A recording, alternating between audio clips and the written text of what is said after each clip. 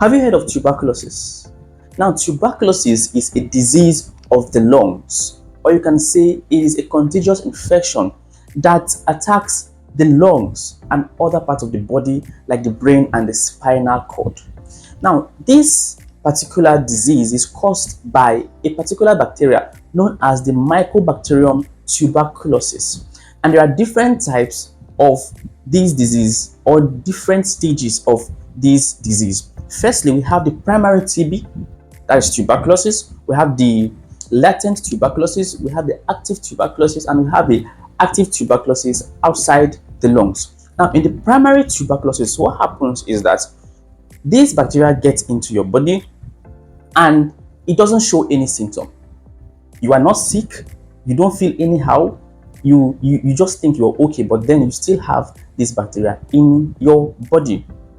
Okay, now it progresses to a stage called the latent tuberculosis. Now, in the latent tuberculosis, even though your immune system have been able to fight against tuberculosis in the primary stage, it doesn't actually kill all the bacteria. Okay, so those ones that are left will remain in the body and replicate, or you can say multiply, to the latent stage. Now, in the latent stage, you don't actually feel any symptom also. What happens in the latent stage is that the bacteria just become more potent. Now, it moves to the next phase, which is called the active tuberculosis. Now, in the active tuberculosis, you are contagious. You become contagious. That means you can transfer or transmit the disease from yourself to others.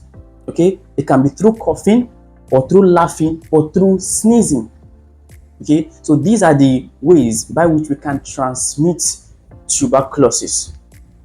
Now, the next stage is the active tuberculosis outside the lungs. Now, in this particular stage, you have the tuberculosis and it's very active, but it has migrated from the lungs, which is its primary organ, to other parts of the body, like I mentioned earlier, like the brain and the spinal cord.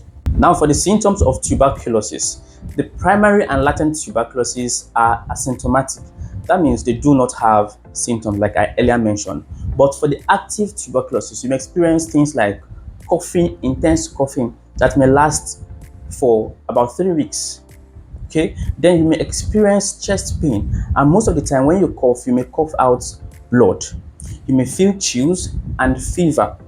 Okay, so these are the symptoms of active tuberculosis. Now, for the active tuberculosis outside the lungs, what happens is that you feel all these symptoms that you feel in the normal active tuberculosis, and also pains in the affected part of the body. Okay, so when this bacteria migrates from the lungs to any other part, you will experience the symptoms of active tuberculosis in addition to pain at the different parts of the body where you have these bacteria. Looking at the risk factors of tuberculosis, a co-worker or a family member that has the active tuberculosis is actually a risk factor. Yeah, because when you work in the same space with somebody that is infected with tuberculosis and has gotten to the active tuberculosis stage, you are at risk of getting the infection. Now, if you also travel to places where this bacteria is prevalent, you are also at risk of getting the infection. And also, it is very common in immunocompromised patients. Now, immunocompromised patients are patients that have a compromised immune system. Okay, they have a weaker immune system. For example, patients that have history of viral infection, like the human immune deficiency virus and the hepatitis B virus. Okay, these viruses reduces the potency of the immune system.